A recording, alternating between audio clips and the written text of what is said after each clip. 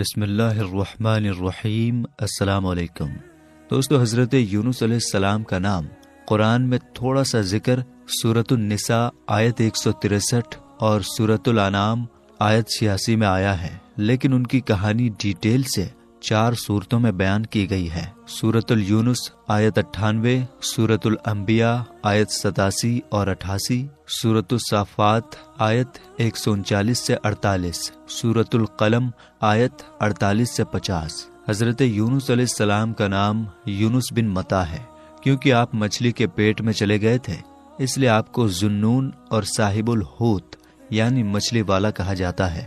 یہ آپ کے لقب ہیں۔ حضرت یونس علیہ السلام پر کوئی خاص کتاب یا صحیفہ نازل نہیں ہوا، لیکن اللہ نے وحی کے ذریعے آپ پر کچھ حکم ضرور بھیجے، جیسے کہ قرآن میں بیان کیا گیا ہے، جس کا ترجمہ ہے، بے شک اے حبیب ہم نے تمہاری طرف وحی بھیجی، جیسے ہم نے نوح اور اس کے بعد پیغمبروں کی طرف بھیجی، اور ہم نے ابراہیم اور اسماعیل اور اسحاق اور یعقوب اور ان کے بیٹوں اور عیسیٰ اور ایوب اور یونس اور ہارون اور سلیمان کی طرف وحی فرمائی۔ اللہ تعالیٰ نے حضرت یونس علیہ السلام کو بہت سے انعامات دیے، ان میں سے کچھ یہ ہیں۔ اللہ نے حضرت یونس علیہ السلام کی دعا قبول کی، آپ کا رجوع بھی قبول فرمایا، مچھلی کے پیٹ میں بھی آپ کو ذکر الہی اور اللہ تعالیٰ کے فیصلے پر راضی رہنے کی توفیق بخشی، خاص فضل کر کے مچھلی کے پیٹ سے باہر نکالا، آپ کو پسندیدہ بندوں میں شامل کیا اور نیک لوگوں میں اعلیٰ درجہ عطا فرمایا۔ حضرت یونس علیہ السلام کی قوم موصل کے علاقے نینوا میں رہتی تھی، اور یہ قوم کفر اور شرک میں ڈوبی رہتی تھی۔ اللہ تعالیٰ نے حضرت یونس علیہ السلام کو ان کی طرف رسول بنا کر بھیجا تاکہ وہ انہیں سچائی کی طرف بلائیں۔ حضرت یونس علیہ السلام نے انہیں کئی دنوں تک بتایا کہ اللہ ایک ہے، تم لوگ کفر اور شرک کرنا چھوڑ دو، لیکن وہ لوگ نہ مانے۔ جب حضرت یونس علیہ السلام نے دیکھا کہ لوگ نہیں مان رہے تو انہوں نے اللہ سے دعا کی کہ ان پر عذاب نازل کر دے۔ اس پر ان سے فرمایا گیا، آپ انہیں خبر دے دیں کہ 3 دن بعد صبح کے وقت ان پر عذاب نازل ہو جائے گا۔ پھر حضرت یونس علیہ السلام نے قوم کو بتایا کہ 3 دن بعد عذاب آ جائے گا۔ جب لوگوں نے سنا کہ حضرت یونس علیہ السلام نے کہا ہے کہ عذاب 3 دن بعد آئے گا، تو ان لوگوں نے آپس میں کہا، حضرت یونس علیہ السلام نے کبھی کوئی بات غلط نہیں کہی ہے، دیکھو اگر حضرت یونس علیہ السلام رات میں یہاں رکے تو عذاب نہیں آئے گا، لیکن اگر وہ رات میں یہاں نہ رکے تو عذاب ضرور آئے گا۔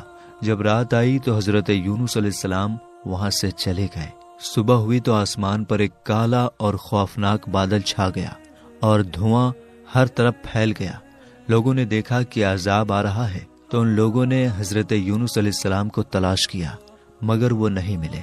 اب وہ لوگ بہت ڈرنے لگے اور اپنی عورتوں، بچوں اور جانوروں کو لے کر جنگل کی طرف بھاگے، اور ان سب نے موٹے کپڑے پہن لیے، توبہ کی اور اللہ سے معافی مانگی۔ سب نے روتے ہوئے اللہ کے سامنے دعا کی کہ جو دین حضرت یونس علیہ السلام لائے ہیں ہم اس پر ایمان لاتے ہیں۔ چنانچہ انہوں نے سچی توبہ کی اور جو جرم ان سے ہوئے تھے انہیں دور کیا، دوسروں کا مال واپس کیا، یہاں تک کہ اگر دوسرے کا ایک پتھر کسی کی بنیاد میں لگ گیا تھا تو بنیاد اکھاڑ کر وہ پتھر نکال دیا اور واپس کر دیا۔ اللہ تعالیٰ سے اخلاص کے ساتھ مغفرت کی دعائیں کی تو پروردگار عالم نے ان پر رحم کیا، دعا قبول فرمائی اور عذاب اٹھا دیا گیا۔ دوسری طرف حضرت یونس علیہ السلام اپنی قوم کی توبہ کے بارے میں نہیں جانتے تھے، اور جب انہوں نے دیکھا کہ قوم کو عذاب آنے کی جو خبر دی تھی اس میں دیری ہو گئی ہے، تو آپ علیہ السلام اپنی قوم کے کفر و نافرمانی پر غضبناک ہو کر اللہ تعالیٰ کی طرف سے اجازت نازل ہوئے بغیر ہی ہجرت کے ارادے سے چل دیے، اور آپ علیہ السلام نے یہ سوچا کہ اللہ تعالیٰ مجھ پر کوئی سختی نہیں کرے گا اور نہ ہی اس کام کے بارے میں مجھ سے کوئی سوال کرے گا۔ حضرت یونس علیہ السلام کے ہجرت اور ناراض ہونے کی ایک وجہ یہ بھی تھی کہ وہ لوگ اس انسان کو مار ڈالتے تھے جس کا جھوٹا ہونا ثابت ہو جاتا تھا، لیکن آپ علیہ السلام یقیناً سچے تھے، کیونکہ آپ نے اللہ کی طرف سے ہی انہیں بتایا تھا کہ اگر تم نے میری بات نہیں مانی تو تم پر اللہ کا عذاب آئے گا، لیکن کیونکہ اس وقت عذاب نہیں آیا تھا تو قوم کی نظر میں آپ کی بات صحیح ثابت نہیں ہوئی، اسی وجہ سے آپ کو اپنی قوم کے ہاتھوں قتل ہونے کا ڈر تھا، اس لیے آپ وہاں سے چلے گئے۔ حالانکہ آپ نے عذاب کا ذکر کیا تھا، لیکن انہیں کوئی طے وقت نہیں بتایا تھا جس سے قوم آپ کو جھوٹا نہیں کہہ سکتی تھی۔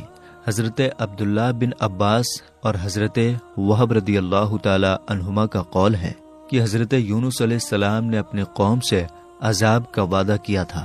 جب وہ عذاب آنے میں دیر ہوئی تو آپ علیہ السلام قتل سے بچنے کے لیے اپنی قوم سے چھپ کر نکل گئے۔ آپ علیہ السلام نے دریا کے سفر پر جانے کا ارادہ کیا اور ایک بھری ہوئی کشتی ناؤ میں سوار ہو گئے۔ جب وہ کشتی دریا کے بیچ پہنچی تو اچانک رک گئی اور رکنے کی کوئی ظاہری وجہ نظر نہیں آ رہی تھی۔ ملاحوں یعنی ناؤ چلانے والوں نے کہا، اس کشتی میں کوئی غلام ہے جو اپنے مالک سے بھاگا ہوا ہے۔ قرعہ اندازی یعنی چٹھی ڈال کر فیصلہ کرنے سے پتہ چل جائے گا کہ وہ کون ہے، اس لیے قرعہ اندازی کی گئی اور اس میں حضرت یونس علیہ السلام کا ہی نام نکلا۔ اس پر آپ علیہ السلام نے فرمایا کہ میں ہی وہ غلام ہوں۔ اس کے بعد آپ علیہ السلام پانی میں ڈال دیے گئے، کیونکہ ان لوگوں کا رواج تھا کہ جب تک بھاگا ہوا غلام دریا میں ڈبا نہ دیا جائے تب تک کشتی آگے نہیں چلتی تھی۔ جب حضرت یونس علیہ السلام دریا میں ڈال دیے گئے تو انہیں ایک بڑی مچھلی نے نگل لیا، اور اس وقت حضرت یونس علیہ السلام کا حال یہ تھا کہ آپ خود کو اس بات پر ملامت یعنی دوش دے رہے تھے کہ آپ نے قوم سے نکلنے میں جلدی کیوں کی اور اللہ تعالیٰ کے حکم کا انتظار کیوں نہیں کیا۔ مروی ہے کہ اللہ تعالیٰ نے مچھلی کو الہام فرمایا، میں نے حضرت یونس علیہ السلام کو تیرے لیے غذا نہیں بنایا بلکہ تیرے پیٹ کو اس کے لیے قید خانہ بنایا ہے، لہٰذا تم نہ تو ان کی کوئی ہڈی توڑنا اور نہ ہی ان کے گوشت کو کاٹنا۔ جب حضرت یونس علیہ السلام مچھلی کے پیٹ میں پہنچے تو انہیں کئی طرح کے اندھیروں کا سامنا کرنا پڑا، جیسے سمندر کا اندھیرا، رات کا اندھیرا اور مچھلی کے پیٹ کا اندھیرا۔ ان اندھیروں میں حضرت یونس علیہ السلام نے اپنے پروردگار سے اس طرح دعا کی، اے میرے رب، تیرے سوا کوئی معبود نہیں اور تو ہر عیب سے پاک ہے۔ بے شک مجھ سے بھیجا ہوا کہ میں اپنی قوم سے تیرا اذن اور اجازت پانے سے پہلے ہی جدا ہو گیا۔ اللہ تعالیٰ نے حضرت یونس علیہ السلام کی پکار سن لی اور ان کی دعا قبول کر لی، پھر انہیں اکیلے پن اور ڈر سے چھٹکارا دیا اور مچھلی کو حکم دیا کہ وہ حضرت یونس علیہ السلام کو دریا کے کنارے چھوڑ دیں۔ مچھلی نے انہیں اپنے پیٹ سے نکال کر کنارے پر چھوڑ دیا۔